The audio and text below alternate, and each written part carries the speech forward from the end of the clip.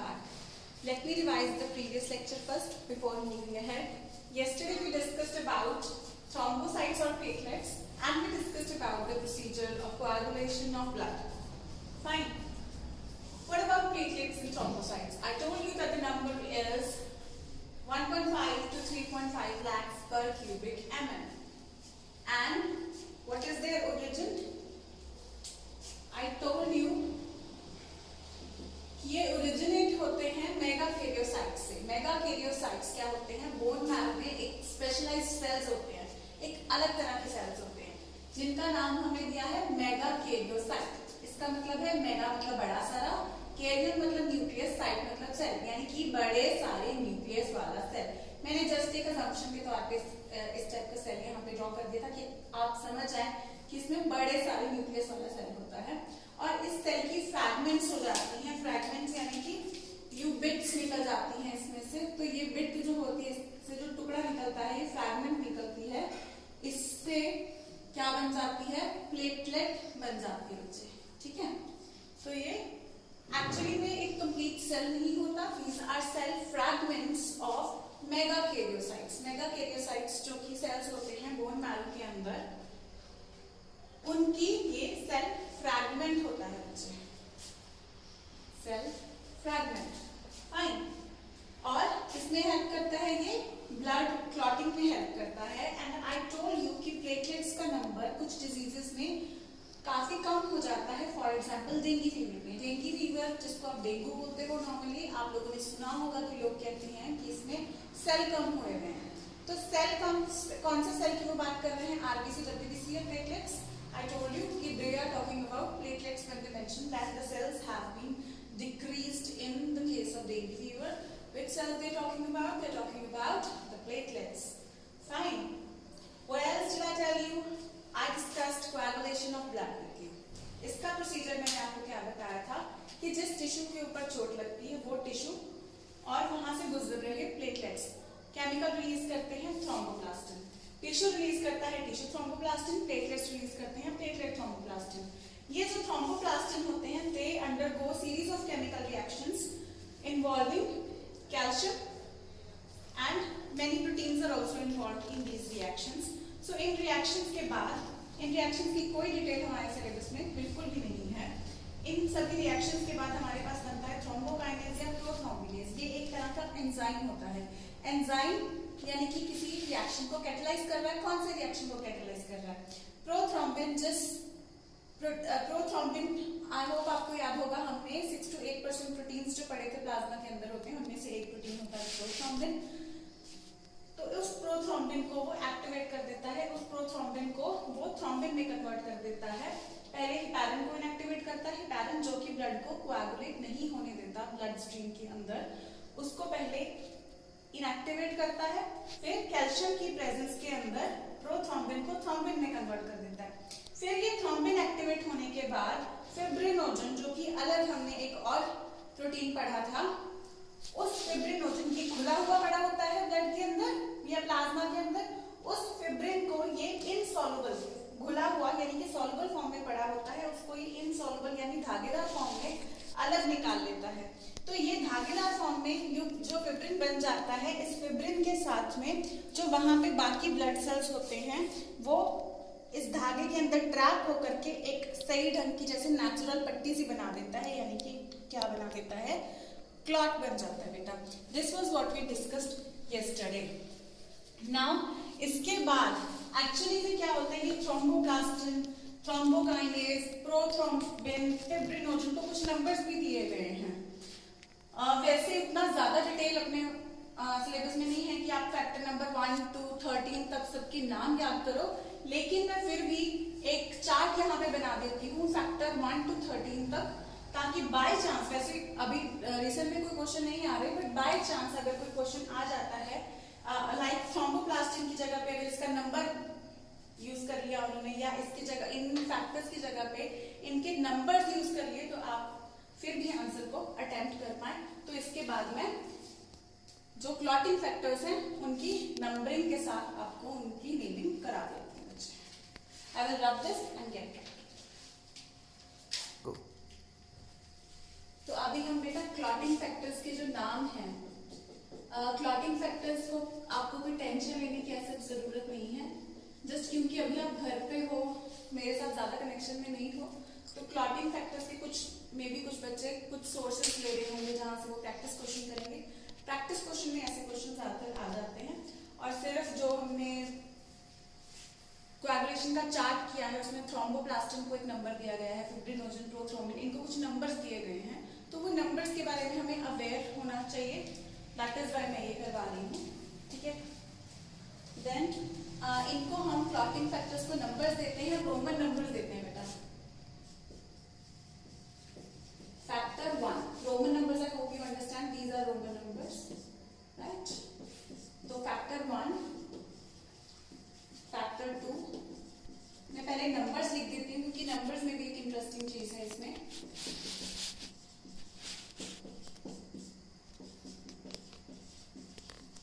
देखो 1 2 3 4 5 मैंने सीधा लिख दिया, 5 के बाद मैं सीधा लिखूंगी नंबर 7, 6 मैं डेलिबरेटली स्किप कर रही हूँ, क्यों कर रही हूँ मैं आपको बताऊंगी, ठीक है। 7,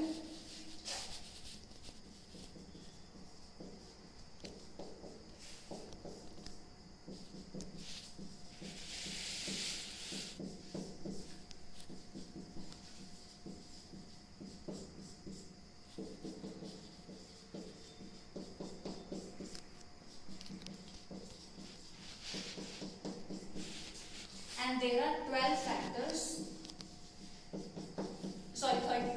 there are in total numbering हम 13 तक करते हैं, लेकिन फैक्टर्स अगर देखिए, अगर 6th वाला माइनस करें तो 12 है, ठीक है। अब 6th वाले का क्या सीन है, कुछ लोग मानते हैं कि 6th वाला फैक्टर एग्जिस्ट करता है बट उसका कोई प्रूफ नहीं है, और उन लोग का मानना है कि मे बी वो किसी और फैक्टर के साथ मिलकर काम करता हो, लेकिन देयर मस्ट बी फैक्टर 6। लेकिन बाकी लोगों का, बाकी साइंटिस्ट का कंसिडरेशन है कि there is nothing called factor 6, clear. अब इनकी नेमिंग पे हम आते हैं। सबसे पहले है factor 1 fibrinogen, factor 2 prothrombin, factor 3 thromboplastin, और फैक्टर 4 कैल्शियम। अभी तक का आपको कोई दिक्कत लगी है इसमें? ये सभी नाम से आप फेमिलियर हो, राइट। तो अभी जैसे हमने बात किया था कि fibrinogen gets converted into fibrin, तो आपको क्वेश्चन क्या आ सकता है, फैक्टर 2 एक्टिवेट होने के बाद फैक्टर 1 को एक्टिवेट करता है। तो जस्ट नंबर्स, आपको पता है कि प्रोथ्रोम्बिन एक्टिवेट होता है थ्रोम्बिन के अंदर, उसके बाद वो फिब्रिनोजन को एक्टिवेट करके फिब्रिन में कन्वर्ट करता है। तो इस तरीके से लिंक हो सकता है। थ्रोम्बोप्लास्टिन में थ्रोम्बोप्लास्टिन बोलने की बजाय उसको फैक्टर 3 बोला जा सकता है। और रिक्वायरमेंट इस मिनरल की भी होती है, उसमें कैल्शियम की भी होती है, तो उसको नाम देने के लिए फैक्टर 4 भी बोला जा सकता है।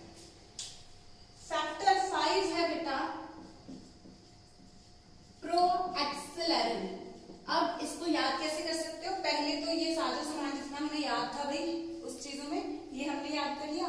उसके बाद अब स्पीड अप करना है, ऐसे कहानी बना सकते हो आप कि चलो ये सामान हमने मेन में इकट्ठा कर लिया जो पहले याद आया, फिर हमने अब इसको एक्सेलरेट करना, स्पीड अप करना। तो स्पीड अप को क्या बोलते हैं, एक्सेलरेशन करना। तो प्रोएक्सेलेरिन यानी पहले एक्सेलरेट करना। अब दिस इज फैक्टर 5। और जो लोग मानते हैं कि फैक्टर 6 होता है, उन्होंने फैक्टर 6 को नाम दे रखा है एक्सेलरेट। क्लियर, प्रो पहले तो उसके बाद एक्सेलरेट। अब एक्सेलरेट होना शुरू हो गया, अब कन्वर्जन शुरू हो जाएगी। ऐसी कहानी बता रही हूं जस्ट, ठीक है, कि जिससे आप याद कर सकते हो। तो इसका नाम आप करोगे प्रो कन्वर्टेन। यहां तक नोट करो पहले और थोड़ा रिवीजन करो इसका।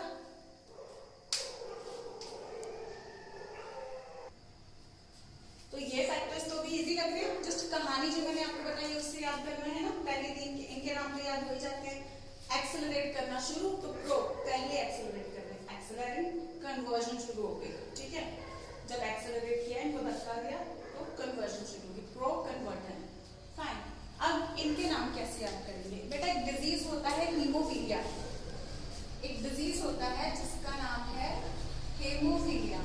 इसकी डिटेल्स आप प्लस 2 में करेंगे। अभी जो सुनने वाली बात है वो ये है कि हीमोफीलिया वो डिसऑर्डर है जिसके अंदर क्लॉटिंग, जैसे हमें पता है कि हमें चोट लगी तो उसके कुछ टाइम बाद ब्लीडिंग होना बंद हो जाती है और ब्लड क्लॉट हो जाता है। ठीक है, ब्लड क्लॉट हो जाता है। तो हीमोफीलिया वो डिसऑर्डर है जिसमें ब्लीडिंग टाइम बढ़ जाता है, क्लॉटिंग जो होती है वो डिले हो जाती है, क्लॉटिंग डिले हो जाती है। तो अब ये डिजीज जो होता है हीमोफीलिया, वो किसी ना किसी फैक्टर की कमी की वजह से होता है, और जिस फैक्टर की कमी की वजह से होता है उसके हिसाब से हम हीमोफीलिया की कैटेगरीज बांट देते हैं। हीमोफीलिया ए, हीमोफीलिया बी और हीमोफीलिया सी। क्लियर? तो अब कौन कौन से फैक्टर्स हैं जिनकी कमी से ये डिसऑर्डर होता है? अब फैक्टर 8 जो है इसे हम बोलते हैं एंटी हेमोफिलिक फैक्टर ए। क्या बोलते हैं बच्चे? एंटी हेमोफिलिक फैक्टर ए। और फैक्टर 9 को बोलते हैं एंटी हेमोफिलिक फैक्टर बी। और फिर 10th वाला छोड़ के 11th वाला है anti haemophilic factor C, A B C. और यानी कि ये हीमोफीलिया, अगर हीमोफीलिया ए होता है अगर फैक्टर 8 की कमी हो जाए, हीमोफीलिया बी होता है अगर 9 की कमी हो जाए। हीमोफीलिया सिंपली एक डिजीज है जिसमें सीटी डिले हो रहा है, क्लॉटिंग टाइम डिले हो रहा है। ठीक है, क्लॉटिंग डिले हो रही है। तो वो अगर हीमोफीलिया हो रहा है इस फैक्टर की डेफिशिएंसी से तो हम उसे बोलेंगे हीमोफीलिया ए। अगर वो हो रहा है इस फैक्टर की डेफिशिएंसी से, फैक्टर 9 की डेफिशिएंसी से, तो उसे हम बोलेंगे हीमोफीलिया बी हो गया। अगर वो फैक्टर 11 की डेफिशिएंसी से हो रहा है तो हीमोफीलिया सी हो जाएगा डिजीज का नाम। और हीमोफीलिया बी जो होता है उससे हम, हीमोफीलिया बी को हम क्रिसमस डिजीज भी बोलते हैं। तो इस फैक्टर को हम क्रिसमस फैक्टर भी बोलते हैं बेटा। Clear? Then factor 10 Stuart Prower factor बोला जाता है। इसका नाम आप स्टुअर्ट लिटल से याद कर सकते हो। पावर की जगह ऐसे कर लेना याद कि पावर की जगह पे आर लगा दिया, बीच में प्रोवर बन गया। ठीक है, स्टुअर्ट प्रोवर फैक्टर, इस तरीके से आप इसका नाम याद कर सकते हो। देन फैक्टर 12 जो है इसे हम हेजमैन फैक्टर बोलते हैं। अब जितने भी मैंने आपको फैक्टर्स कराए हैं इनके और भी कई नाम हैं बच्चों, इनके और भी कई नाम हैं, लेकिन मैं आपको मल्टीपल नाम नहीं करा रही। जैसे इसका एक नाम ग्लास फैक्टर भी है। ठीक है, मैं आपको सभी नाम इनके नहीं करवा रही और सभी नाम आपको करने भी नहीं है। ज्यादातर इन्हीं नाम के अकॉर्डिंग अगर क्वेश्चन आता है, वैसे तो क्वेश्चन आ ही नहीं रहा, आपको बता रही हूं मैं। और लास्ट वाला गेस करो क्या होगा? लास्ट में हुआ क्या था उसके? फिब्रिन बन गया था, फिब्रिन मिलके ब्लड सेल्स के साथ क्लॉट बना रहा था। अब ये चीज तो बन जाएगी, लेकिन फिब्रिन को स्टेबिलिटी चाहिए होगी उससे पहले। तो ये वाला वो फैक्टर है जिसका नाम है फिब्रिन स्टेबलाइजिंग फैक्टर, यानी कि फिब्रिन को स्टेबिलिटी प्रोवाइड करता है बेटा। Fibrin stabilising factor. अब जिस तरीके से मैंने करवाया आई थिंक आपको याद हो जाएगा। फिब्रिनोजन, प्रोथ्रोम्बिन, थ्रोम्बोप्लास्टिन तो एक साथ याद हो ही जाते हैं, है ना? तो या तो उल्टा करके याद कर लो जिस सीरीज में हमने किया था, उस चार्ट में ही साथ में इनके नंबर्स ऐड कर लो और उल्टा करके इनकी सीरीज याद कर लो, वैसे भी बेटर रहेगा। या सीधे याद हो जाते हैं बिकॉज इनको आप पिछले लेक्चर पे, मैंने एक ही लेक्चर लगाया था, शॉर्ट लेक्चर लगाया था, you had sufficient time to learn that chart. तो ये आसानी से याद आ जाता है। तो कहानी ऐसे बना सकते हैं, फिर से रिपीट कर रही हूँ। फिब्रिनोजन, प्रोथ्रोम्बिन, थ्रोम्बोप्लास्टिन, कैल्शियम, जिस साजो सामान के बारे में पहले पढ़ चुकी हूँ, इकट्ठा हो गया। देन एक्सेलरेशन देंगे, धक्का मारेंगे, इसको स्पीड अप करेंगे, तो प्रो एक्सेलरेट, एक्सेलरेट करने से पहले। जो हाइपोथेटिकल फैक्टर है, इसको हाइपोथेटिकल माना जाता है। हाइपोथेटिकल मतलब अभी प्रूव नहीं हुआ है, ये हाइपोथेटिकल। एक्चुअली मैं आज कोई भी चीज दे दूं, जैसे अभी कोरोना वायरस का वो चल रहा है, तो वो उसका सपोज करो, अभी तो चलो पैथोफिजियोलॉजी उसकी पता चल गई कैसे हो रही है, लेकिन अगर वो प्रूव नहीं हुआ, मैं अपनी तरफ से दे दूं कि नहीं वो ऐसे नहीं होता, उसका मोड ऑफ एक्शन ये होता है, इस तरीके से वो बीमारी कॉज करता है, मैं एक पूरा थ्योरी दे दूं, लेकिन मेरे पास उसको प्रूव करने के लिए कोई सबूत ना हो। जब तक उसको प्रूव करने के लिए मेरे पास सबूत नहीं है, लेकिन मैंने एक आर्टिकल लिख के दे दिया है, तब तक ये मेरा आर्टिकल हाइपोथेसिस रहेगा। और जब इस हाइपोथेसिस को सबूत मिल जाएंगे, ये प्रूफ हो जाएगा कि ये हाइपोथेसिस सच है, तब ये थ्योरी बन जाती है। ठीक है, आपकी बार में हम बार बार पढ़ेंगे, कोई हाइपोथेसिस है, केमियोस्मोटिक हाइपोथेसिस भी पढ़ेंगे, कुछ हाइपोथेसिस पढ़ेंगे और ज्यादातर हम थ्योरीज पढ़ेंगे। तो हाइपोथेसिस क्या है? किसी ने कोई थ्योरा अपने हिसाब से कोई डाटा दे दिया, अपने हिसाब से कोई डाटा दे दिया, थ्योरी दे दी, लेकिन वो प्रूव नहीं हुई है। जब वो प्रूव हो जाती है तब हम उसको थ्योरी बुलाते हैं बच्चे। तो अभी ये इसीलिए क्योंकि ये फैक्टर 6 प्रूव नहीं हुआ है कि एग्जिस्ट करता है या नहीं करता, अभी हाइपोथेसिस है, इसीलिए इस फैक्टर को हम हाइपोथेटिकल फैक्टर बोलते हैं। ठीक है,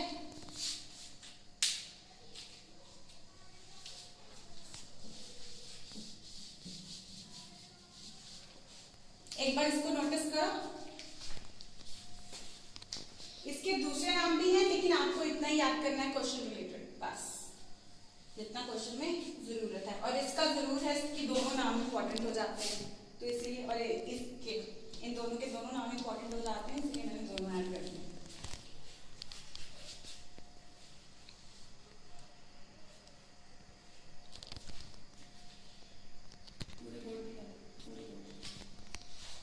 पूरे बोर्ड पे फोकस कर रही हूँ, तो इस पे आप एक बार स्क्रीनशॉट ले ली, बाद में इसको नोट करके रखिए। एक रिमाइंडर बच्चों मैं आपको देना चाहती हूँ, मैंने फर्स्ट डे भी हीट थोड़ा सा इंट्रोड्यूस किया था, बट अभी आपको शायद आदत पड़ गई हो, लेकिन कुछ बच्चे हो सकता है अभी भी स्टडीज को इग्नोर करके चल रहे हैं। अभी इग्नोर करने का टाइम नहीं है, हमें नहीं पता कब लॉकडाउन खुलेगा कब नहीं खुलेगा, स्टडीज को इग्नोर करने का बिल्कुल भी टाइम नहीं है। और ये चैप्टर जिसने अच्छे से कर लिया, उसके हाथ में पूरी ह्यूमन फिजियो आ जाएगी, यानी कि वो पूरे 18 से 20 क्वेश्चन जो नीट में आते हैं। मैं फिर से वो पैटर्न थोड़ा रिपीट करना चाहूंगी कि 720 मार्क्स का पेपर होता है नीट का, 720 मार्क्स का, उसमें 180 क्वेश्चन आते हैं। 180 क्वेश्चन में से 50% क्वेश्चन यानी कि 90 क्वेश्चन बच्चे आते हैं बायो के, यानी कि कितने नंबर का पेपर, कितने नंबर का पेपर हो गया? 90 क्वेश्चन कितने नंबर का पेपर हो गया? इससे हाफ 360, क्योंकि 180 question multiply by 4 is equal to 720, 1 question comprises 4 marks. एक क्वेश्चन आप सही करते हो तो उसके आपको 4 नंबर मिलते हैं, एक क्वेश्चन आप गलत करते हो तो उसका -1 हो जाता है। अगर यानी कि आप एक क्वेश्चन गलत कर रहे हैं तो उस नंबर, तो उसके जो 4 नंबर आपको मिलने थे वो तो जा ही जा रहे हैं, साथ में एक और नंबर जाता है, तो 5 नंबर इन टोटल चले जाते हैं अगर आप गलत आंसर टिक करके आते हो।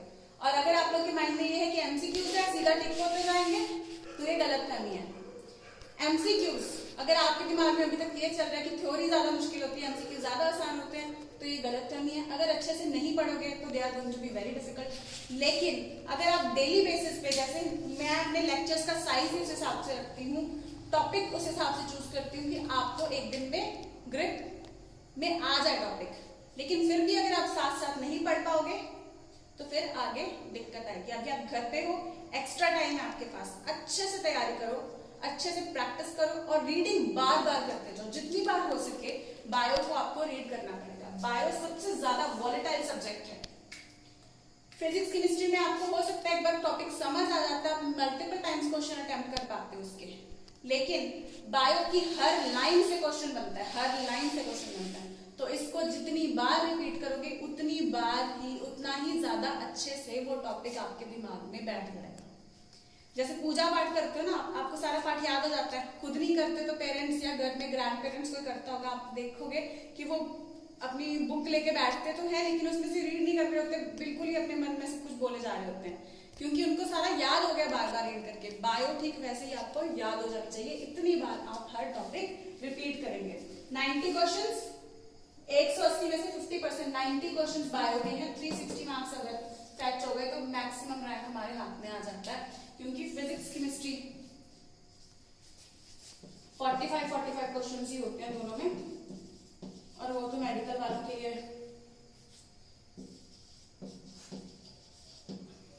वैसे आप वैसे मत बनना कि मेडिकल वालों के लिए फिजिक्स डिफिकल्ट ही होती है, साथ साथ प्रैक्टिस करते जाओ तो कुछ भी डिफिकल्ट नहीं होगा। ये दोनों 180 मार्क्स के होते हैं। इन टोटल आपका 720 मार्क्स का पेपर होता है। बायो आप देखोगे 50% मार्क्स आता है और सबसे इजी सब्जेक्ट है।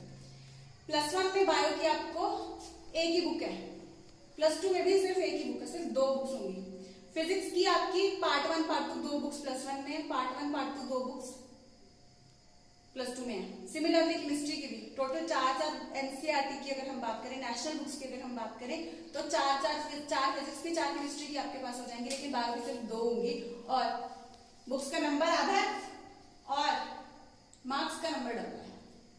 तो ये सबसे आसान हो जाएगा हमारे लिए, और हमारा फेवरेट सब्जेक्ट होता है मेडिकल वालों का।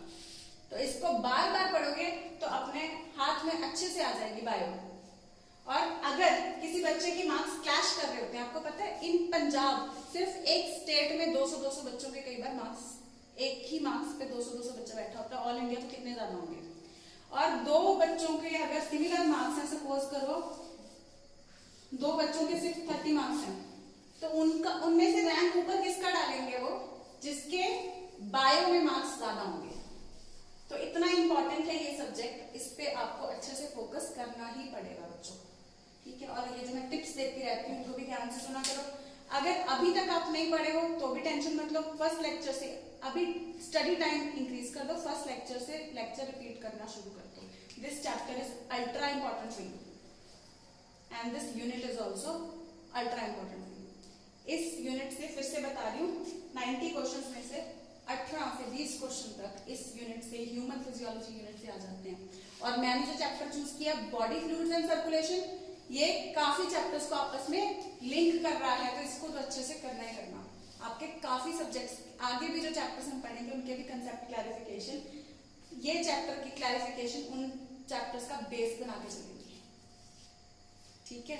तो ध्यान से पढ़ना, स्ट्रेस नहीं लेना, डेली बेसिस पे प्रैक्टिस करना। और बहुत अच्छी बात है कि आप लोग घरों पे बैठ के पढ़ रहे हो, सबसे कंफर्टेबल माहौल में पढ़ रहे हो, है ना। तो टेक एडवांटेज, ऐसे नहीं ढीले नहीं होना इस टाइम पे कि घर पे बैठे हैं, इस चीज की एडवांटेज लो कि अपने कंफर्ट जोन में बैठ कर पढ़ लो।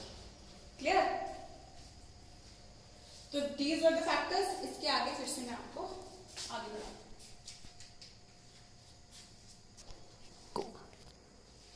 ये क्लॉटिंग वाली फैक्टर को मैं एक पॉइंट और इसके साथ ही सम अप करना चाहती हूँ कि वो पॉइंट हमारे अगले टॉपिक में भी काम आएगा। जब हमने लास्ट टॉपिक में किया कि फिब्रिन प्लस ब्लड सेल्स बनके क्लॉट बना देते हैं। अब आप लोगों ने कभी नोटिस किया होगा कि जो क्लॉट हमारी चोट के ऊपर बन जाता है, कुछ टाइम बाद एक कलरलेस सा फ्लूइड उससे ऊज आउट कर रहा होता है। मैंने प्लाज्मा का कलर आपको बताया था कि हे कलर होता है, लाइट येलोइश सा कलर होता है, ठीक है। 2 कंपोनेंट्स किए थे हमने, प्लाज्मा और ब्लड सेल्स। ब्लड सेल्स यहाँ पे लग गए, फिब्रिन के साथ क्लॉट मिक्स होके आ रहा है। अब इस क्लॉट में से कई बार आपकी कोई पुरानी कुछ चोट होती है कुछ दिन, तो उसमें से पानी सा ऑब्जर्व कर रहा होता है, लेकिन वो पानी क्लियर होता है, लाइट येलो कलर का नहीं होता, हे कलर का नहीं होता, तो यानी कि वो प्लाज्मा नहीं होता। इस चीज को ध्यान दो कि ब्लड को अगर प्लाज्मा और ब्लड सेल्स में बांटते हैं तो ब्लड सेल्स के अलावा बाकी सारी चीज प्लाज्मा है, सब कुछ प्लाज्मा है। यानी कि इसमें जो हमने किया वाटर, प्रोटीन्स में क्या क्या किया हमने, प्रोटीन्स में एल्बुमिन, ग्लोबुलिन, फिब्रिनोजन, प्रोथ्रोम्बिन, ठीक है। तो अब यहाँ पे क्या हो चुका है, क्लॉट हो चुका है। तो इसमें जो हमने प्रोटीन्स किए थे, फिब्रिन फिब्रिनोजन प्रोथ्रोम्बिन वो यूज हो चुकी है। समझते हैं इस चीज को कि वो जो प्रोटीन्स हैं फिब्रिनोजन प्रोथ्रोम्बिन वगैरह वो यूज हो चुके हैं। तो यानी कि इसमें से जो फ्लूइड बाहर निकल रहा है चोट से उसमें वो फिब्रिनोजन प्रोथ्रोम्बिन वो क्लॉटिंग प्रोटीन्स नहीं है, क्लॉटिंग प्रोटीन्स उसमें नहीं है। तो यानी कि वो जो फ्लूइड बाहर आ रहा है that X fluid is equal to plasma minus clotting factors, सारे क्लॉटिंग फैक्टर्स यूज हो जाएंगे इंक्लूडिंग फिब्रिनोजन प्रोथ्रोम्बिन जिसमें है plasma minus clotting factors. Cells तो यहाँ पे है तो वो जो फ्लूइड चोट से बाहर आ रहा है वो क्या है plasma minus clotting factors. Cells बाहर नहीं आ रहे, सेल्स भी चोट को पकड़ के रखने में हेल्प कर रहे हैं। क्लियर? फिब्रिनोजन जो प्रोटीन था वो यूज हो गया, तो सारे क्लॉटिंग प्रोटीन्स यूज हो गए, सारे क्लॉटिंग फैक्टर्स यूज हो गए। तो वो जो भी चीज जो भी फ्लूइड बाहर आ रहा है वो क्या हुआ plasma minus clotting factors. I repeat, blood cells यहाँ पे ट्रैप है, ब्लड का ये पार्ट यहाँ पे ट्रैप है, एक फ्लूइड बाहर आ रहा है लेकिन उस फ्लूइड में फ्लूइड कौन सा रह गया ब्लड सेल्स के अलावा ये, लेकिन इस फ्लूइड के जितने भी क्लॉटिंग फैक्टर्स थे वो सारे भी इस क्लॉट को बनाने में यूज हो गए, वो सारे चार्ट में जो हमने पढ़ा वो भी यूज हो गए। यानी कि वो जो भी फ्लूइड बाहर आ रहा है that is plasma minus clotting factors, और उस फ्लूइड को हम क्या कहते हैं, उस फ्लूइड को बच्चे हम कहते हैं सीरम। एक ये पॉइंट नोट करो, यानी कि अब क्लॉटिंग फैक्टर्स के अलावा जितनी भी चीजें हमने की हैं बाकी सभी चीजें किसमें सीरम में। तो सीरम में मेन चीज जिसके बारे में हम आगे बात करने चाह रहे हैं वो क्या होगी, एंटीबॉडीज। एंटीबॉडीज क्या होती है, एंटीबॉडीज क्या होती है, मैंने आपको आज ब्लड ग्रुप्स कराना, लेकिन उससे पहले you have to understand this thing. Antibodies भी इसमें होती है, प्लाज्मा में भी कह सकते हैं, लेकिन बेटर कौन सा रहेगा क्योंकि क्लॉटिंग फैक्टर्स भी निकल जाएंगे, तो सीरम एंटीबॉडीज इनको कहना ज्यादा बेटर रहेगा क्योंकि ये सीरम में होती है। एंटीबॉडी क्या होती है, जब भी हमारी बॉडी में कोई पैथोजन एंटर करता है, एंटीबॉडीज फिर से IgA IgG वो भी आपको बताया था इम्यूनोग्लोबुलिन्स, तो एंटीबॉडीज होती है वो। तो एंटीबॉडीज सीरम एंटीबॉडीज जो होती हैं ये होती क्या है, उनके अलावा भी सीरम एंटीबॉडीज क्या होती हैं, जब भी कोई पैथोजन हमारी बॉडी में एंटर करता है तो हमारी बॉडी उसको पहचानती है कि क्या वो मेरी बॉडी का सेल है या मेरी बॉडी से बाहर का सेल है। वो कैसे पहचानेगी, उस पर्टिकुलर सेल के ऊपर जो भी अंदर आया है, हमारे बैक्टीरिया का सेल अंदर आया है, बैक्टीरिया भी एक सेल का बना होता है, बैक्टीरिया हमारे अंदर आया है या कोई भी सेल हमारे अंदर आया है, तो उस सेल के सरफेस के ऊपर, उसके सेल मेम्ब्रेन के ऊपर या सेल मेम्ब्रेन के सेल वॉल, उसके सरफेस के ऊपर कुछ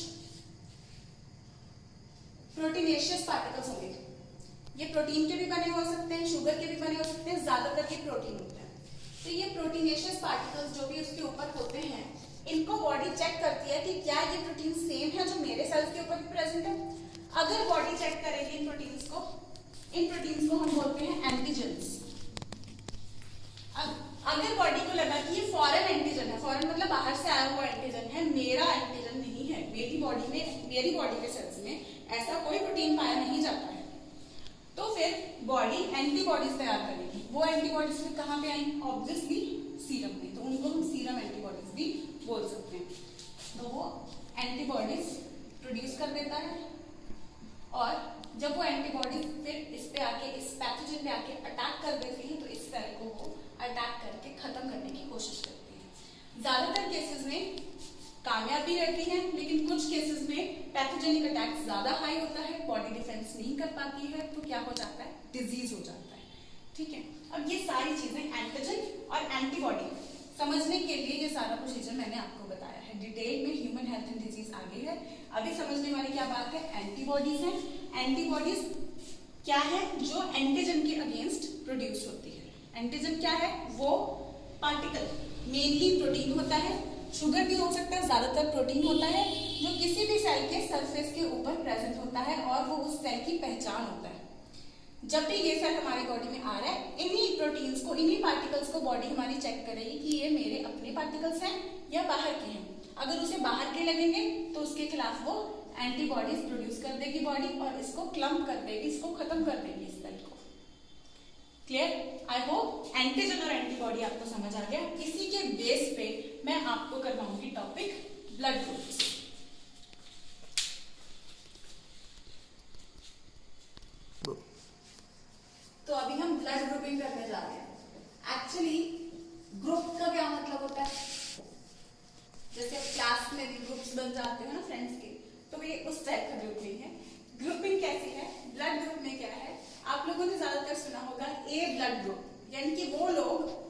जिनका ए ब्लड ग्रुप है, तो A blood group, B blood group, उस ग्रुप का हम हिस्सा हैं, ठीक है। If I am B positive तो मैं बी पॉजिटिव वाले जितने भी लोग हैं उनके ग्रुप का हिस्सा हूं, सॉर्ट ऑफ। तो इस तरीके से लोगों को डिवाइड किया गया है, ग्रुपिंग किया गया है। ब्लड ग्रुप्स, ब्लड ग्रुपिंग काफी सारे साइंटिस्ट ने अलग अलग तरह से की है, ठीक है, लेकिन हम दो तरह की ब्लड ग्रुपिंग फॉलो करते हैं। एक तो जैसे मैंने आपको बताया बी, दूसरा मैंने आपको बताया पॉजिटिव, बी पॉजिटिव, तो ये पॉजिटिव नेगेटिव वाली फॉलो करते हैं, दूसरा ए बी ओ वाली फॉलो करते हैं। तो इसको क्लब करके हम लोग यूज करते हैं। और ये दोनों ही ब्लड ग्रुपिंग टाइप की, ए बी ओ और पॉजिटिव नेगेटिव वाली, पॉजिटिव नेगेटिव वाली को हम आरएच बोलते हैं, वो भी मैं आपको बताती हूँ। तो ये दोनों ही टाइप की ब्लड ग्रुपिंग जो है एक ही साइंटिस्ट ने दी थी, जिनका नाम है कार्ल लैंडस्टीनर। ब्लड ग्रुपिंग आपको इजीली मिल जाएगी अपनी एनसीईआरटी में, लैंडस्टीनर का नाम नहीं मिलेगा, तो ये नाम आप नोट कर ले। कार्ल लैंडस्टीनर ने दी थी दोनों ही तरह की ब्लड ग्रुपिंग। कौन से दोनों तरह की? ए बी ओ ग्रुपिंग और आरएच ग्रुपिंग, जो हमें पॉजिटिव नेगेटिव बताती है, ठीक है जी। तो ये दोनों थी। अभी मैं आज आपके साथ एबीओ ब्लड ग्रुपिंग डिस्कस करूंगी। कितने तरह के ब्लड ग्रुप, पॉजिटिव नेगेटिव का अभी डिस्कस नहीं करेंगे, पहले अभी ब्लड ग्रुप की अभी कैटेगरी देखें तो कितने तरह के ब्लड ग्रुप्स होते हैं। ए ब्लड ग्रुप होता है, बी ब्लड ग्रुप होता है, ए बी ब्लड ग्रुप होता है और ओ ब्लड ग्रुप होता है। क्लियर? किस हिसाब से होता है? मैंने अभी आपको एंटीजन बताया कि एंटीजन क्या होता है, एक सेल के ऊपर पड़ा हुआ मॉलिक्यूल, ठीक है। ज्यादातर मैंने आपको बताया कि वो प्रोटीनेशियस होता है, लेकिन इस ग्रुप यहाँ पे क्या होता है, ए ब्लड ग्रुप के जो आरबीसी होते हैं, इस जिस भी इंसान का ब्लड ग्रुप ए है उसके आरबीसी के ऊपर एक पर्टिकुलर टाइप का प्रोटीन होगा। सॉरी, इस केस में जो एंटीजेंस होते हैं वो प्रोटीन्स नहीं होते, तो एंटीजेंस को हम ऑलवेज प्रोटीन प्रोटीन कहते रहते हैं, सो मुंह से वही निकलता है, but these are not proteins in case of ABO blood grouping. In case of ABO blood grouping, these are sugar molecules. These are sugar moieties भी हम इसको बोल देते हैं, तो these are sugar molecules, just sugar particles आप लोग discuss कर अभी तक ये करें, ठीक है। इसमें sugar particles होते हैं, प्रोटीन नहीं होता है इस केस में। ए ग्रुपिंग के आरबीसी के ऊपर क्या होगा, एक पर्टिकुलर टाइप का एंटीजन होगा जिसे हम ए एंटीजन बोलते हैं। तो यानी कि हम इसमें लिख सकते हैं, अगला कॉलम हम बना सकते हैं एंटीजेंस प्रेजेंट। तो ये एंटीजन कहाँ पे प्रेजेंट होंगे, on RBC, red blood cell के ऊपर प्रेजेंट होंगे, ठीक है। तो इसमें कौन सा एंटीजन प्रेजेंट है, ए एंटीजन प्रेजेंट है, क्लियर। और बी ब्लड ग्रुप वाले के ऊपर क्या प्रेजेंट होगा, एक अलग तरह का शुगर मॉलिक्यूल प्रेजेंट होगा जो ए से अलग होगा, तो इसका नाम हमने क्या दे दिया, ये स्कीमेटिक डायग्राम है, ऐसे नहीं दिखते ये, ठीक है। बहुत छोटे माइक्रोस्कोपिक होते हैं, ऐसा उसमें नहीं दिखता, वो जस्ट आपको स्कीमेटिकली दिखा रही हूँ कि ये चलो हमने रेड से ए बना दिया, बी से ब्लू से बी बना दिया, ताकि आप आइडेंटिफाई कर सकते हैं ये डिफरेंट है। तो बी ब्लड ग्रुप वालों के आरबीसी के ऊपर कौन सा एंटीजन होते हैं, बी।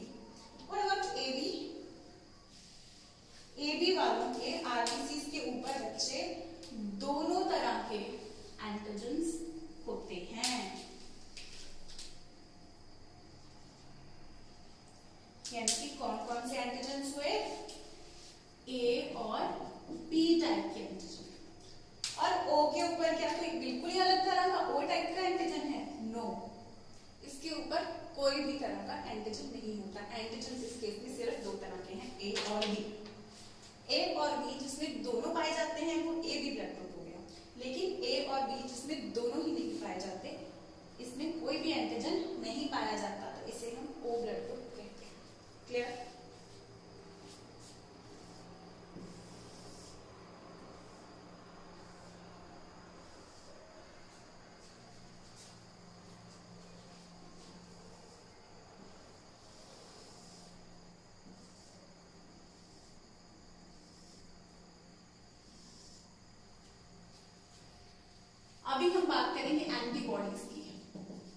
एंटीबॉडीज।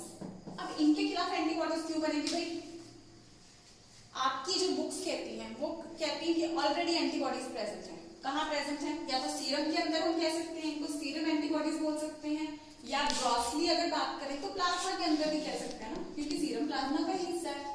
तो आपकी एनसीईआरटी प्लाज्मा कह रही है तो हम प्लाज्मा कह सकते हैं। वैसे क्वेश्चन के हिसाब से आप ध्यान रखना कि इसको हम सीरम एंटीबॉडीज भी बोल सकते हैं, बिकॉज प्लाज्मा में सिर्फ क्लॉटिंग फैक्टर्स माइनस करेंगे और क्लॉटिंग फैक्टर्स का इससे कोई लेना देना नहीं है। क्लॉटिंग फैक्टर्स निकल भी जाएंगे तो सीरम बच जाएगा, तो सीरम एंटीबॉडीज भी इसको हम बोल सकते हैं। क्लियर? बट ये एनसीईआरटी में जो टेबल दिया है उसमें प्लाज्मा ही दिया है, तो हम ऐसे ही कर लेते हैं, कोई दिक्कत नहीं है। लेकिन दोनों ऑप्शन में दोनों आ सकते हैं, क्योंकि सीरम क्या होता है वो भी उन्होंने क्लियर किया हुआ है। ठीक है, तो इस केस में एंटीबॉडीज में पे हम बात कर रहे थे कि एंटीबॉडीज क्या ऑलरेडी प्रेजेंट होती है? आपकी एनसीईआरटी ने या बाकी स्टैंडर्ड बुक्स में ऐसे लिख दिया कि अगर ए ब्लड ग्रुप है तो उसकी बॉडी में बी एंटीबॉडीज होंगी, अगर बी ब्लड ग्रुप है उसकी बॉडी में ए एंटीबॉडीज होंगी। लेकिन एक्चुअली एंटीबॉडीज ऐसे पैदाइशी प्रेजेंट कभी नहीं होती। एंटीबॉडी अगर हम क्या होगा कि ए एंटीजन, जैसे मैंने आपको उस पैथोजन के केस में आपको स्टोरी सुनाई थी कि ये पर्टिकुलर पैथोजन है, जब हमारी बॉडी में एंटर करेगा तो हमारी बॉडी चेक करेगी कि क्या इसके ऊपर जो भी मॉलिक्यूल्स हैं, इसके सेल के ऊपर जो मॉलिक्यूल्स हैं, क्या they are similar to my own molecules. If not, only then my body will produce antibodies against that particular cell entering our body. तो इस केस में क्या होगा, एंटीबॉडीज बाद में बनती हैं वैसे। ठीक है, तो अगर ए ब्लड ग्रुप है किसी भी इंसान का, फॉर से मेरा ब्लड ग्रुप ए है, अगर मुझे ए ब्लड ग्रुप वाले के ही मुझे बाय चांस जरूरत पड़ गई, मेरी बहुत ज्यादा ब्लीडिंग हो गई है, ठीक है, एक्सीडेंट हो गया, ब्लीडिंग हो गई है, तो उस केस में बहुत ज्यादा ब्लड लॉस हो गया, तो मुझे क्या जरूरत पड़ेगी? ब्लड ट्रांसफ्यूजन की जरूरत पड़ेगी। तो ब्लड ट्रांसफ्यूजन की जरूरत पड़ेगी तो क्या किसी का भी उठा करके ब्लड डाल देंगे? नहीं। क्या होगा अगर किसी का भी डाल देंगे? सपोज करो उन्होंने मेरे अंदर ए ब्लड ग्रुप डाला, तो ए ब्लड ग्रुप डालने से क्या होगा, उसके आरबीसी कैसे होंगे? जो भी मुझे दे रहा है ब्लड, उसके आरबीसी कैसे होंगे? उसके आरबीसी के ऊपर ऑब्वियसली उसके आरबीसी के ऊपर भी यही एंटीजन होगा। तो ये जब मेरी बॉडी के अंदर एंटर करेगा तो मेरी बॉडी इसको चेक करेगी, और चेक करके इसको क्या पता चलेगा कि अरे ये तो सेम ही मॉलिक्यूल्स हैं, तो मेरी बॉडी क्या इसको अटैक कर रही? नहीं। तो एंटीबॉडीज ए इसमें प्रेजेंट नहीं होगी, एंटी ए अगेंस्ट ए कोई एंटीबॉडीज प्रोड्यूस नहीं होगी। अगर मुझे बी ब्लड ग्रुप दिया जाता है तो फिर मेरी बॉडी चेक करेगी कि क्या इसके ऊपर जो मॉलिक्यूल्स हैं वो सेम है, इसको चेक करेगी। ठीक है, फॉर अजम्पशन से, जैसे मैंने इसको रेड और ब्लू से किया, तो अजम्पशन से मेरे वाले तो रेड है, तो अरे ये तो दूसरे वाले हैं, मेरे वाले तो नहीं है, फिर मेरी बॉडी अटैक करेगी, है ना। लाइक अगर मुझे कौन से दिए गए, ए ब्लड ग्रुप वाले पर्सन को हमने ऐसे दिखते हैं बी वाले, अगर ऐसे वाले दिए गए, are they same? No, they are not same, so my body will produce antibodies against this. तो किसके खिलाफ बनी है अभी? इसके खिलाफ बनी है। ये कौन सा है? बी। तो हम कैसे लिख देंगे, इसमें कौन सी बनेगी? Anti B. आपकी बुक्स ऐसे ही लिखती हैं, बी के अगेंस्ट है, एंटी मतलब अगेंस्ट, बी के अगेंस्ट। इसको कुछ और बुक्स में एंटी बी की जगह ऐसे हम स्मॉल बी भी लिख सकते हैं। ठीक है, but NCERT says this, so I will write this only.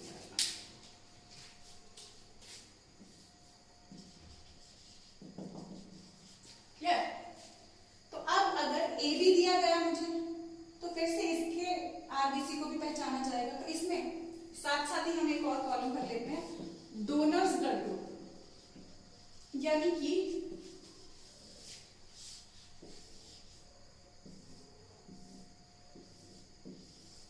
Donors blood group में, यानी कि अगर ए को जरूरत पड़ती है तो इसको कौन ब्लड दे सकता है? ए ब्लड दे सकता है, हमने देखा था, क्योंकि उसके खिलाफ एंटीबॉडीज नहीं बनेगी। बी दे सकता है? बी दे सकता है? नहीं, क्योंकि बी के खिलाफ इसके पास क्या है? ये हथियार पड़े हैं, एक तरीके से हथियार ही होते हैं ना जो सेल को अटैक कर रहे हैं। बी के खिलाफ इसके पास हथियार बन जाते हैं, तो बी इसको नहीं दे पाएगा। अब देखते हैं ए बी दे पाएगा या नहीं दे पाएगा। ए बी के केस में आप देखोगे इसके ऊपर ए एंटीजन तो है, तो ए एंटीजन के खिलाफ तो एंटीबॉडी नहीं बनेगी, लेकिन इसके ऊपर बी एंटीजन भी तो है, तो उसके खिलाफ भी बन जाएगी, फिर से एंटी बी ही बनेगी। तो ए बी भी इसे ब्लड नहीं दे सकता। क्या ओ दे सकता है? ओ के ऊपर देखो बच्चे, ओ के ऊपर किसी भी तरह का कोई भी एंटीजन नहीं है, किसी भी तरह का कोई भी एंटीजन ही नहीं है। अगर एंटीजन ही नहीं है तो बॉडी किसको पहचानेगी? है ही नहीं कोई चीज जिसके खिलाफ हथियार बनाने हैं, तो ओ इसको ब्लड दे सकता है। ऐसे नहीं याद होता, ये भी कर सकते हो। ए ब्लड ग्रुप वाले के अंदर एंटी बी एंटीबॉडीज बनती हैं, तो जिसके अंदर भी बी नहीं है वो इसको ब्लड दे सकता है। इसमें इन दोनों में बी है, ये नहीं दे सकते, इसमें बी नहीं है, ये दे सकता है, इसमें भी बी नहीं है तो ये भी दे सकता है। ठीक है। Similarly B blood group, B blood group वाले आरबीसी के ऊपर बी एंटीजन है। कौन सा एंटीजन है? बी एंटीजन है। तो बी एंटीजन वाले को अगर बी देंगे तो क्या एंटीबॉडीज बनेगी? नहीं। इसको क्योंकि सेम सेल ही इसके अंदर आएगा, बी वाला ही आ रहा है इसके अंदर, तो इसके खिलाफ तो हथियार नहीं बनेंगे। अगर इसके अंदर ए वाला आता है तो बॉडी क्या कहेगी? अरे ये तो कोई फॉरेन चीज आ गया है, तो इसके खिलाफ हथियार बन जाएंगे। तो इसमें कौन से एंटीबॉडीज बनेंगे बच्चों? इसमें सिर्फ ए के खिलाफ बनेंगे, क्योंकि बी तो इसका खुद का हिस्सा है। तो इसको कौन कौन ब्लड दे पाएगा? जहां जहां ए है वो नहीं दे पाएगा। इसके खिलाफ हथियार बन रहे हैं तो ये नहीं दे पाएगा। बी इसके पास ए नहीं है तो ऑब्वियसली ये दे पाएगा, क्योंकि हथियार किसके खिलाफ है? ए के खिलाफ। इसके अंदर कौन सा है? ए है, तो ये भी नहीं दे पाएगा। इसके पास ना ए है ना बी है, तो ये भी इसको ब्लड दे पाएगा, क्योंकि इसके खिलाफ किसी की भी बॉडी के अंदर कोई भी हथियार या एंटीबॉडी नहीं बनेगी बच्चों। फिर ए बी, अब ए बी के आरबीसी के ऊपर, ए बी के आरबीसी के ऊपर दोनों एंटीजन्स हैं, तो इसको अगर सपोज करो ए ब्लड ग्रुप वाला ब्लड दे रहा है, तो इसकी बॉडी चेक करने है, किसने क्या देखा? ये वाले मॉलिक्यूल्स को चेक किया, फिर इसने देखा अरे सिमिलर मॉलिक्यूल्स मेरे आरबीसी के ऊपर भी हैं, तो ये क्या उसके खिलाफ कोई भी एंटीबॉडी बनाएगी? नो, ए के खिलाफ एंटीबॉडी नहीं बनेगी। क्या बी के खिलाफ बनेगी? अब अगर इसको बी ब्लड ग्रुप ब्लड देने आए, तो यानी कि ए देखो अभी बच्चों, ए ने इसको ब्लड दिया, इसने मॉलिक्यूल्स पहचाने, वैसे ही कुछ मॉलिक्यूल्स इसके आरबीसी के ऊपर दिए, तो इसने उसके ऊपर अटैक नहीं किया, यानी कि ए के खिलाफ एंटीबॉडीज नहीं बनी, तो ए इसको ब्लड दे पाएगा। अब अगर इसको बी ब्लड ग्रुप ब्लड देता है, तो फिर से इसको पहचानने के लिए आएगी बॉडी, तो बॉडी देखेगी अरे फिर से सिमिलर मॉलिक्यूल्स मेरे आरबीसी के ऊपर प्रेजेंट है, तो बी के खिलाफ भी एंटीबॉडी नहीं बनेगी। अब ना ए के खिलाफ हथियार है ना बी के खिलाफ, तो इसको कौन देगा? ए के खिलाफ वेपन है? नहीं है, तो ये दे सकता है? बिल्कुल दे सकता है,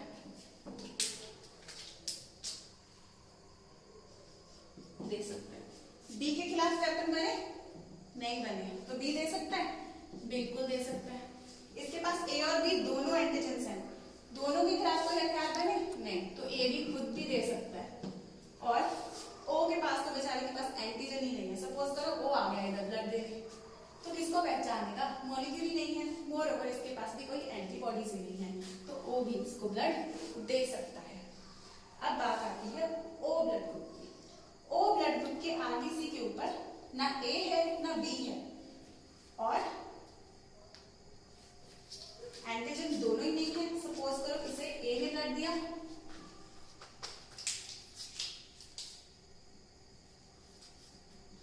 इसे ए ने ब्लड दिया, तो सिमिलर एंटीजन बॉडी में प्रेजेंट नहीं है, तो एंटी ए एंटीबॉडीज बन जाएंगी? बिल्कुल बन जाएंगी। फिर इसने यानी कि ए से भी नहीं दे पाएगा। फिर अगर बी ने कोशिश की देने की,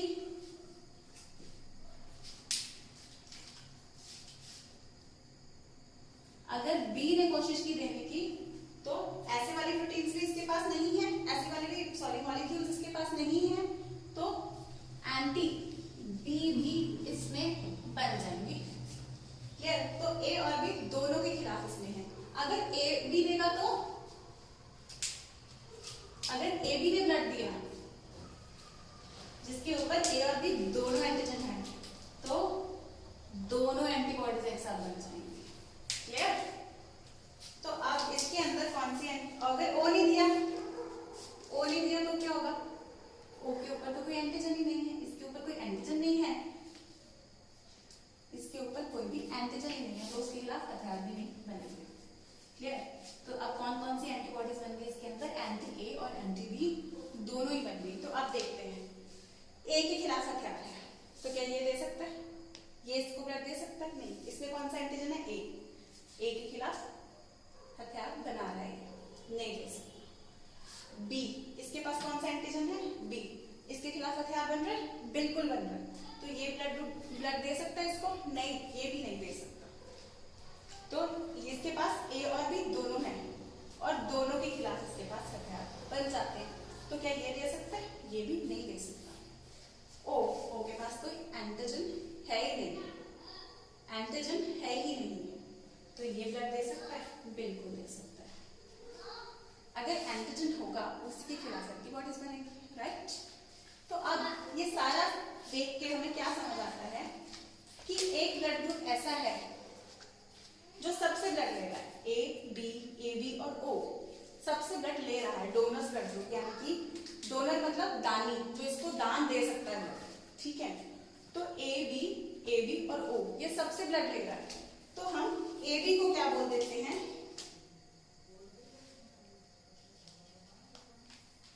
मैं अलग से लिख देती हूँ, ए बी को क्योंकि सबसे ब्लड ले रहा है तो इसे हम क्या देते हैं?